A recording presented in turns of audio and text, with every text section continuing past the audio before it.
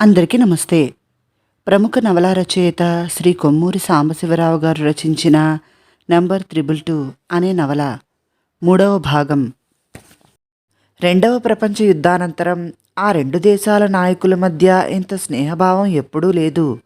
ఆనాడు హిట్లర్ రెండు దేశాలకు శత్రువు అయినందువల్ల రెండవ ప్రపంచ యుద్ధంలో అమెరికన్, రష్యన్ దేశాలు చేతులు కలిపాయి.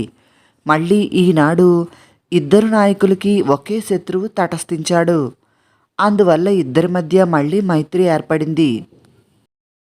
మనల్ని ఎవరో ఎత్తుకొచ్చారు అన్నాడు మానసరోవర్. అవును, అంతమంది సెక్యూరిటీ పోలీసులుండగా ఎలా సాధించారు ఈ పని అడిగాడు జర్షేవ్. పరిస్థాన్ రాయబారి ఫిరోజ్ షాతో మనం మాట్లాడుతున్నాం. ఎవరో వచ్చి మనకు పానీయం ఇచ్చారు. చల్లగా తీయగా ఉంది ఆ పానీయం. అంతవరకే నాకు జ్ఞాపకం ఉంది. తర్వాత ఏం జరిగిందో జ్ఞాపకం లేదు. మళ్ళీ స్పృహ వచ్చేటప్పటికి ఇక్కడ ఉన్నాము అన్నాడు మానసరోవర్. నాకు అంతవరకే జ్ఞాపకం ఉంది. మనం నిలుచుని ఫిరోజ్ షాతో మాట్లాడుతున్న చోట ఒక వ్యాన్ ఉన్నది. జ్ఞాపకం ఉన్నదా అడిగాడు జర్షేవ్. జ్ఞాపకం ఉన్నది. ఆ వ్యాన్లో తెచ్చి ఉంటారా మనల్ని? భారత ప్రభుత్వం సెక్యూరిటీ పోలీసులంతా ఏమయ్యారు? మనం కనిపించకపోతే ఊరుకుంటారా? అయినా మనం విందు జరుగుతూ ఉండగా జనం మధ్య నుంచి ఎందుకు వెళ్ళాము? ఆ వ్యాన్ దగ్గర ఎందుకు నిల్చున్నాము? జ్ఞాపకం వచ్చింది. ఫిరోజ్ షా మనతో వాదిస్తున్నాడు. పరిస్థాన్ని శిఖరాగ్ర చర్చలకు ఆహ్వానించినందుకు తన ప్రభుత్వం చాలా నొచ్చుకున్నదని చెప్పాడు. బ్రిటన్, చైనా, ఫ్రాన్సులను కూడా ఆహ్వానించలేదని, అందులో పరిస్థాన్ అవమానం ఏమీ లేదని మీరు ఆయనకు నచ్చ చెబుతున్నారు. ఆ వ్యాన్ దగ్గరికి ఆయనే దారి తీశాడని నాకు జ్ఞాపకం అన్నాడు జర్షేవ్. పరిస్థాన్ దేశ గూఢచారులు, పరిస్థాన్ రాయబారి కలిసి మనల్ని ఇలా ఎత్తుకు వచ్చారంటారా?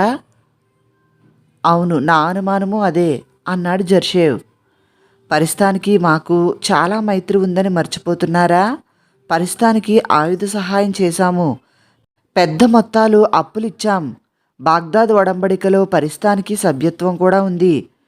మిమ్మల్ని పరిస్థాన్ ఎత్తుకుపోయిందంటే నమ్మవచ్చు. కానీ నన్నెందుకు ఎత్తుకొస్తుంది?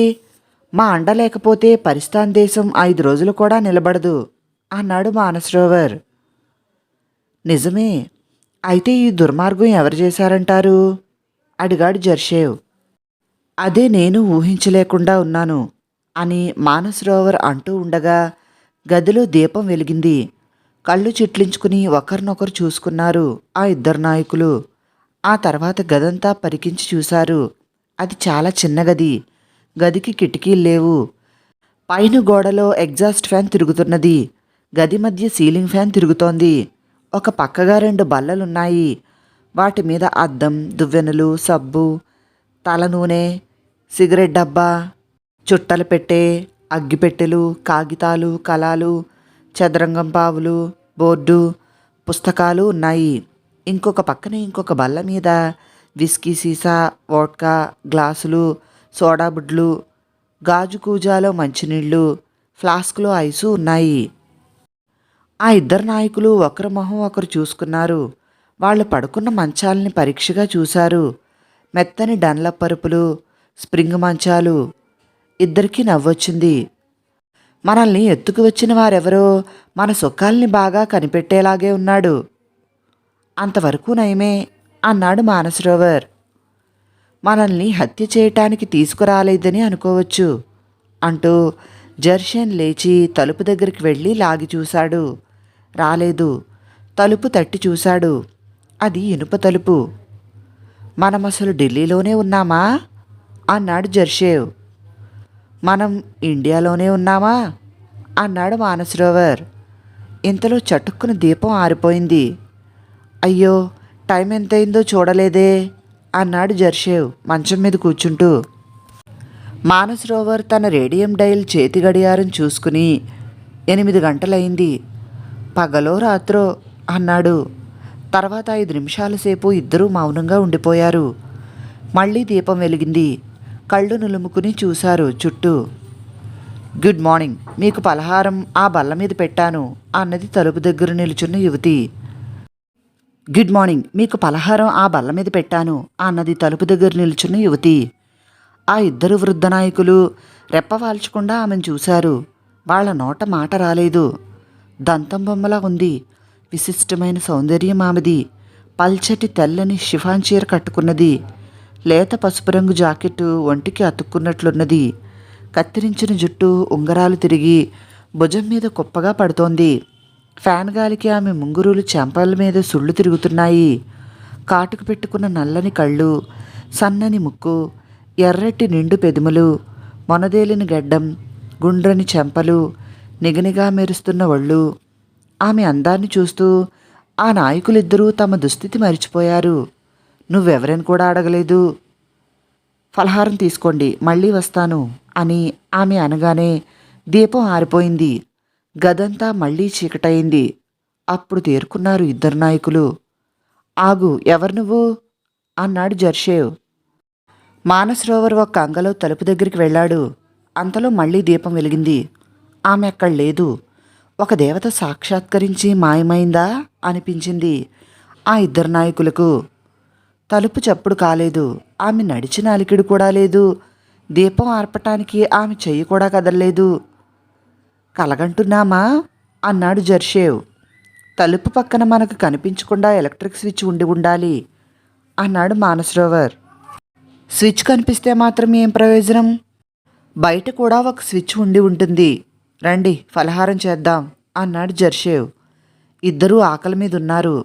రొట్టె, ఉడకబెట్టిన కోడిగుడ్లు, వెన్న, కమలాపళ్ళు, కాఫీ అమర్చి ఉన్నాయి. క్షమాపణలతో 222 అని వ్రాసి ఉన్న చిన్న అట్టముక్క ఉన్నది ఆ ట్రేలో.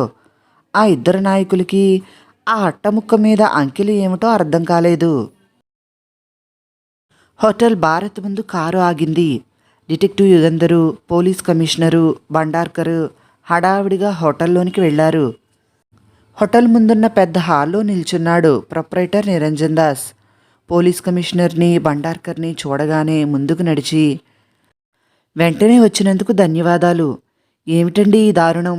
ఒకే రాత్రి మా డ్రైవర్లలో ఒకడు, మా అసిస్టెంట్ మేనేజరు హత్య చేయబడమేమిటి అన్నాడు ఆవేశంతో.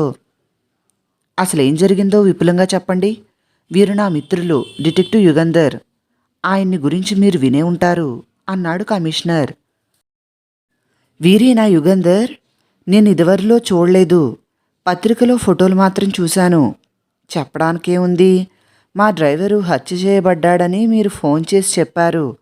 రాష్ట్రపతి భవన్లో విందుకు చాలినన్ని పదార్థాలు తీసుకువెళ్ళలేదని, మళ్ళీ తీసుకురావటానికి వ్యాన్లో డ్రైవరు బయలుదేరుతున్నప్పుడు దోవలో ఈ హత్య జరిగి ఉండాలని మీరు అన్నారు. అలా తక్కువ ఎందుకు తీసుకువెళ్లారో, ఆ పొరపాటు ఎవరు చేశారో కనుక్కోవటానికి నేను బయలుదేరి వచ్చాను. ఇంత తెల్లారగట్ల వచ్చారా అడిగాడు బండార్కర్. రోజూ నేను 4 గంటల కల్లా నిద్రలేస్తాను. అది నాకు అలవాటే. మేనేజర్ని నిద్రలేపి అడిగితే తాను ఆ విషయం చూడలేదని, విందు ఏర్పాట్లన్నీ ఆ అసిస్టెంట్ మేనేజర్కి అప్పచెప్పానని అన్నాడు. అసిస్టెంట్ మేనేజర్ ఏడని అడిగితే కనిపించలేదని అన్నాడు. అతని గదిలో కూడా లేడని చెప్పాడు. వాచ్మెన్ పిలిచి అడిగితే అసిస్టెంట్ మేనేజర్ బయటికి వెళ్ళలేదని నిశ్చయంగా చెప్పాడు. నాకు అనుమానం వేసి అతని గదిలోనికి వెళ్ళాను. గది తలుపు తెరిచే ఉంది. గదిలో ఎవరూ లేరు. బీరువా తలుపు కొద్దిగా తెరిచి ఉంది. ఏమయ్యాడా అని ఆలోచిస్తూ బీరువా తలుపు సరిగ్గా మూయటానికి ప్రయత్నించాను. మూసుకోలేదు. ఏదో అడ్డంగా ఉంది. తలుపు తెరిచి చూశాను. బీరువా క్రింద అరలో కాళ్ళు గెడ్డము క్రిందికి మడిచి, చేతులు ముందు కాంచి, తల వాల్చి ఉన్నది అతని శవం అన్నాడు నిరంజన్ దాసు. శవాన్ని కదిల్చారా అడిగాడు కమిషనర్. లేదు, వెంటనే మీకు ఫోన్ చేశాను, రండి అని మేడ మీదకి తీసుకువెళుతూ, దయచేసి మీ దర్యాప్తు ఎక్కువ బహిరంగం కాకుండా చేస్తే కృతజ్ఞుణ్ణి. ఇంకా హోటల్లో అతిథులు ఎవరూ నిద్రలేవలేదు. ఇంకొక అరగంటలో సందడి ప్రారంభమవుతుంది. ఈ విషయం పైకి పొక్కిందా నా హోటల్కి ఎటువంటి చెడ్డ పేరు వస్తుందో మీరు ఊహించవచ్చు అన్నాడు నిరంజన్ దాసు. కమిషనర్ తల ఊపాడు. మేడ మీద 2 వరుసల్లో ఎదురెదురుగా అతిథుల గదులున్నాయి. వసారా చివర అడ్డంగా ఒక గది ఉంది. అదే అసిస్టెంట్ మేనేజర్ స్టీవెన్సన్ గది. గది శుభ్రంగా ఉంది. మంచం మీద దుప్పటి నలిగి లేదు. పోట్లాట జరిగినట్లు కానీ హతుడు పెనుగులాడినట్లు గాని చిహ్నాలు లేవు. శవం నిరంజన్ దాస్ వర్ణించినట్లే ఉంది. బీరువా అడుగు అరలో రక్తం గడ్డకట్టి ఉన్నది. స్టీవెన్సన్ వీపులో కత్తి పొడవబడి ఉన్నది. అతనికి 30 ఏళ్లుంటాయి. తెల్లగా దొరలా ఉన్నాడు. అతను ఆంగ్లో ఇండియన్ అని చెప్పుకునేవాడు. అతను అవివాహితుడు. హోటల్లోనే ఉంటున్నాడు. 300 రూపాయలు జీతం. ఈ వివరాలన్నీ అడిగి తెలుసుకున్నాడు యుగంధర్. స్టీవెన్సన్ని బ్రతికుండగా ఆఖరిసారి ఎవరు చూశారట? అడిగాడు యుగంధర్. హోటల్ బాయ్ అని గది బయట నిల్చున్న నలుగురిలో ఒక కుర్రాన్ని పిలిచాడు నిరంజన్ దాస్. ఎన్ని గంటలకు చూశావు? అడిగాడు యుగంధర్. 8 గంటలకు సార్. సిగరెట్లు అయిపోయాయి, తెచ్చిపెట్టమన్నారు. క్రిందికి వెళ్ళి దుకాణంలో సిగరెట్ ప్యాకెట్ కొని తెచ్చిచ్చాను. అప్పుడు స్టీవెన్సన్ ఏం చేస్తున్నాడు? నోట్లు లెక్క పెట్టుకుంటున్నారు. అప్పుడు ఆయన చేతిలో ఎన్ని నోట్లున్నాయి? చాలా ఉన్నాయి సార్. అన్నీ 10 రూపాయల నోట్లు. మీరు స్టీవెన్సన్కి డబ్బేమైనా ఇచ్చారా? అడిగాడు యుగంధర్ ప్రొపరేటర్ని. లేదు, మొదటి తేదీని జీతాలిస్తాను. సామాన్యంగా నెల మధ్యలో అడ్వాన్స్ కూడా ఇవ్వను నేను. హోటల్ డబ్బు ఏదైనా స్టీవెన్సన్ దగ్గర ఉన్నదా? ఉండదు. దానికోసం క్యాషియర్ ఉన్నాడు. అతని వద్దే ఉంటుంది డబ్బు. ఏ ఖర్చైనా అతనే ఇస్తాడు. ఏ రోజుకు ఆ రోజు వసూలైన బిల్స్ డబ్బు మొత్తం ఆ రోజే క్యాషియర్ తీసుకుంటాడు. అతిథులు ఎవరైనా గది ఖాళీ చేసి బిల్లు డబ్బు ఇతనికి ఇచ్చి వెళ్ళి ఉండవచ్చా? అడిగాడు యుగంధర్. అది సంభవమే, కానీ సామాన్యంగా అలా జరగదు. నిన్న రాత్రి ఎవరూ గదిని ఖాళీ చేయలేదు నాకు తెలిసినంతవరకు. గదిలో ఉన్న బల్ల సొరుగు తెరిచి అందులో కాగితాలు తనిఖీ చేసి చూశాడు యుగంధర్. సేవింగ్స్ బ్యాంక్ పాస్ పుస్తకం కనిపించింది. 604 రూపాయల 80 పైసలు బ్యాంకులో ఉన్నట్లు వ్రాసి ఉన్నది. ఆ నెల రోజుల్లో బ్యాంకు నుంచి డబ్బులు తీసుకున్నట్లు లేదు. ఈ స్టీవెన్సన్ గురించి ఇంకా మీకేమేం తెలుసు? అడిగాడు యుగంధర్ నిరంజన్ దాస్ని. తన బాధ్యతలు చాలా చక్కగా నిర్వహించేవాడు. ఏ పనిలోనూ నిర్లక్ష్యం చూపేవాడు కాదు. పొరపాటు చేసేవాడు కూడా కాదు. ఇంతకు ముందు హోటల్ ఓరియంట్లో అసిస్టెంట్ మేనేజర్గా 200 రూపాయల జీతం మీద పనిచేశాడు. అంతవరకే నాకు అతని గురించి తెలుసు అన్నాడు నిరంజన్ దాస్. నిన్న విందు ఏర్పాట్లన్నీ స్టీవెన్సన్కి వదిలిపెట్టారా మీరు? అడిగాడు మేనేజర్ని యుగంధర్. అవును సార్. విందుకు సరిపోయే తినుబండారాలు పంపకపోవటం ఎవరి పొరపాటు? అడిగాడు యుగంధర్. సరిపడేవే కాక కొంచెం ఎక్కువగానే తయారు చేయించాము. కానీ వ్యాన్లోనికి వంటకాలు ఎక్కించడంలోనే తప్పు చేశాడు. చేసిందంతా తీసుకువెళితే వృధా కావచ్చునని కొంత ఇక్కడే అట్టిపెట్టి అవసరమైతే వ్యాన్ని మళ్ళీ పంపమని చెప్పాడట అన్నాడు మేనేజర్. ఇంతలో ఆ గదిలో బల్ల మీద ఉన్న టెలిఫోన్ గణగణా మోగింది. హోటల్ మేనేజర్ టెలిఫోన్ అందుకోబోయాడు. ఆగండి, ముట్టుకోవద్దు అని హెచ్చరించి యుగంధర్ జేబులోంచి సిల్క్ రుమాల్ తీసి జాగ్రత్తగా పట్టుకుని తీసి, హలో, ఎవరు కావాలి? అడిగాడు. హోటల్ భారత్. హోటల్ భారత్లో ఎవరు కావాలి? డిటెక్టివ్ యుగంధర్ స్పీకింగ్ అన్నాడు యుగంధర్. అవతల నుంచి నవ్వు వినిపించింది. అనుకున్నాను అన్న మాటలు వినిపించాయి నవ్వు మధ్యలో. అది విచిత్రమైన కంఠస్వరం. స్త్రీ కంఠస్వరంలా లేదు, పురుషుడి కంఠస్వరంలానూ లేదు. స్త్రీ పురుషుల్లా గొంతు మార్చో, పురుషుడు స్త్రీలా గొంతు మార్చో మాట్లాడినట్టున్నది. ఏమని అనుకున్నారు? అడిగాడు యుగంధర్. డిటెక్టివ్ యుగంధర్ని పిలుస్తారని, డిటెక్టివ్ యుగంధర్ వెంటనే రంగంలోనికి దిగుతాడని. మీరెవరు? పేరు చెప్పినా మీకు తెలియదు కనుక మీకు ఒక గుర్తు చెబుతాను, గ్రహిస్తారేమో. 222. యుగంధర్ గట్టిగా ఊపిరి పీల్చి వదిలాడు. మూర్ఛపోయారా? ఆ నంబర్ వింటేనే అంత బెదురా? పరిహసిస్తూ నవ్వు వినిపించింది. అవును, వణికిపోతున్నాను, నాకు మాటలు రావటం లేదు అన్నాడు యుగంధర్. అతిశయోక్తి కాదేమో మిస్టర్ యుగంధర్. భారతదేశ ఇంటెలిజెన్స్ డిపార్ట్మెంట్ చీఫ్ భండార్కర్ని అడగండి, తెలుస్తుంది నా సంగతి. తప్పకుండా మిమ్మల్ని గురించిన వివరాలన్నీ సేకరిస్తాను. తెలియని విషయాలు ఏమైనా మిగిలి ఉంటే మిమ్మల్ని కలుసుకున్నప్పుడు అడిగి తెలుసుకుంటాను. మీ జీవిత చరిత్ర వ్రాయటానికి అవి నాకు అవసరం అన్నాడు యుగంధర్. నన్ను ఎక్కడ కలుసుకుంటారు? మరింత బిగ్గరగా నవ్వు వినిపించింది. పోలీస్ లాకప్లో అన్నాడు యుగంధర్. పోలీస్ కమిషనరు భండార్కరు యుగంధర్ని ఆశ్చర్యంతో చూస్తున్నారు. యుగంధర్ పోలీస్ కమిషనర్ని చూసి ఏదో సైగ చేశాడు. కమిషనర్ గదిలోంచి బయటికి వెళ్ళిపోయాడు హడావిడిగా. మీకు పగటి కలలు కనటం అలవాటున్నదని నాకు తెలియదు. నా పగటి కలలు నిజం అవుతుంటాయని మీకు తెలియదేమో అన్నాడు యుగంధర్. యుగంధర్, పరిహాసాలకి ప్రతాపాలకి వ్యవధి లేదు. నేనెందుకు మీకు టెలిఫోన్ చేశానో చెబుతాను వినండి. అమెరికన్ రష్యన్ అగ్రనాయకులు నా చేతిలో బందీలుగా ఉన్నారు, తెలుసా? అలాగా అన్నాడు యుగంధర్. వారికి ఇంతవరకు ఎటువంటి హాని జరగలేదు. మీరు మీ ప్రభుత్వము జోక్యం కల్పించుకోకుండా ఉంటే త్వరలో వారిని వదిలిపెడతాను. ఎంత త్వరలో? 1 వారం 10 రోజుల్లోపున నన్ను పట్టుకునేందుకు గాని ఆ నాయకులను విడిపించేందుకు గాని ప్రయత్నాలు జరిగితే వారి ప్రాణాలకు ముప్పు వాటిల్లుతుంది. ఆలోచించుకోండి. టెలిఫోన్ డిస్కనెక్ట్ చేసిన క్లిక్ చప్పుడు అయింది. ఎవరు? అడిగాడు భండార్కర్. ఒక శత్రువు అన్నాడు యుగంధర్. పోలీస్ కమిషనర్ హడావిడిగా వచ్చాడు. రైల్వే స్టేషన్లోని పబ్లిక్ టెలిఫోన్ బూత్లోంచి వచ్చింది ఆ కాలు. రైల్వే పోలీసులకు ఫోన్ చేశాను. ఆ బూత్లోని మనిషిని పట్టుకోగానే మనకు టెలిఫోన్ చేస్తారు అన్నాడు కమిషనర్. గుడ్, కానీ అంత సులభం అనుకోను అని బీరువాలా ఉన్న స్టీవెన్సన్ శవాన్ని కాసేపు తదేకంగా చూశాడు. దగ్గరికి వెళ్ళి మోకాళ్ళ మీదకు వంగి అతి కష్టం మీద స్టీవెన్సన్ ప్యాంటు జేబులో చేయిపెట్టి పర్సును బయటకు తీశాడు. అందులో ఒక నోట్ల కట్ట, కొన్ని చిల్లర డబ్బులు ఉన్నాయి. కమిషనర్, ఈ నోట్లను ల్యాబొరేటరీకి పంపించి వీటి మీద వేలిముద్రల ఫోటోలు తీసి ఆ ఫోటోలతో పోల్చి చూసి రిపోర్ట్ ఇవ్వండి. తర్వాత ఈ నోట్ల నెంబర్లను బట్టి ఇవి ఎక్కడి నుంచి వచ్చాయో, ఎవరెవరి చేతులు మారాయో వివరాలు సేకరించండి అన్నాడు యుగంధర్ మనీ పర్సుని కమిషనర్కి అందిస్తూ. ఇంతలో మళ్ళీ టెలిఫోన్ గణగణ మోగింది. కమిషనర్ రిసీవర్ అందుకున్నాడు. యుగంధర్లానే అతను కూడా దాని మీద వేలుముద్రలు చెరిగిపోకుండా జాగ్రత్త పడ్డాడు.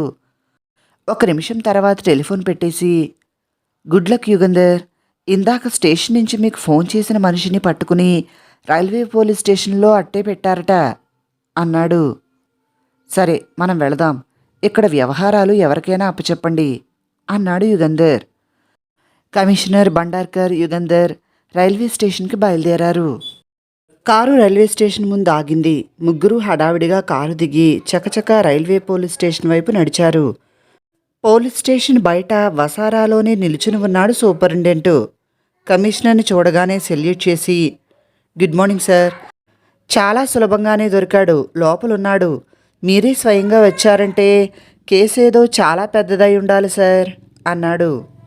హెడ్ కానిస్టేబుల్ బల్ల దగ్గర ఒక మనిషి కూర్చుని ఉన్నాడు. అతని 2 పక్కల 2 కానిస్టేబుల్స్ నిల్చుని ఉన్నారు. ఎదురుగా కుర్చీలో హెడ్ కానిస్టేబుల్ కూర్చున్నాడు. కమిషనర్ని చూడగానే లేచి నిల్చుని సెల్యూట్ చేశాడు. 2 కానిస్టేబుల్స్ అటెన్షన్లో నిలబడ్డారు. వారి మధ్యనున్న మనిషి వెనక్కి తిరిగి యుగంధర్ని చూశాడు. యుగంధరు ఆ మనిషిని చూశాడు. నువ్విక్కడికి ఎందుకు వచ్చావు అడిగాడు యుగంధర్. నన్ను వీళ్లే పట్టుకొచ్చారు అన్నాడు యుగంధర్ అసిస్టెంట్ రాజు ఆ కానిస్టేబుల్ని చూపించి. కమిషనరు భండార్కరు ఆశ్చర్యంతో రాజును చూశారు. నువ్వు రైల్వే స్టేషన్కి ఎందుకు వచ్చావు అడిగాడు యుగంధర్. అదొక కథ, చెబుతాను అని జేబులోంచి సిగరెట్ తీసి వెలిగించాడు రాజు. మీ రాజు జాగ్రత్త అన్నాడు జర్షేవ్ చుట్టపొగ వదులుతూ. ఏనుగు అడ్డం వేస్తే మీ మంత్రి పోతుంది. మంత్రి ఎందుకు పోతుంది? గుర్రాన్ని అడ్డం వేసుకుంటాను, మళ్ళీ సేవ్ అవుతుంది అన్నాడు జర్షేవ్. ఇంతలో చటుక్కున దీపం ఆరిపోయింది. ఏమిటిది అన్నాడు మానసరోవర్. మరుక్షణం మళ్ళీ దీపం వెలిగింది. తలుపు దగ్గర ఆమె నిలుచుని ఆ ఇద్దరినీ చూసి చిరునవ్వు నవ్వింది. భోజనం చేశారా? వసతులన్నీ బాగానే ఉన్నాయా? మీరు వచ్చే ముందు ఎందుకు ఇలా దీపం ఆర్పుతారు? అడిగాడు జర్షేవ్. ఆమె నవ్వింది. నవ్వినప్పుడు ముత్యాల పళ్ళవరస అందంగా కనిపించింది. ఎవరు మీరు? అడిగాడు మానసరోవర్. మీ భోజన సదుపాయాలు కనిపెడుతూ ఉండే మీ సేవకురాల్ని అన్నదామే. నువ్వు భారతీయురాలువా? అడిగాడు జర్షేవ్. కథ కొనసాగుతుంది. తర్వాత ఏం జరిగిందో వచ్చే భాగంలో తెలుసుకుందాం. విన్నందుకు అందరికీ చాలా చాలా థ్యాంక్స్. నచ్చితే వీడియోని లైక్ చేసి నా ఛానల్ను సబ్స్క్రైబ్ చేసుకోండి ప్లీజ్.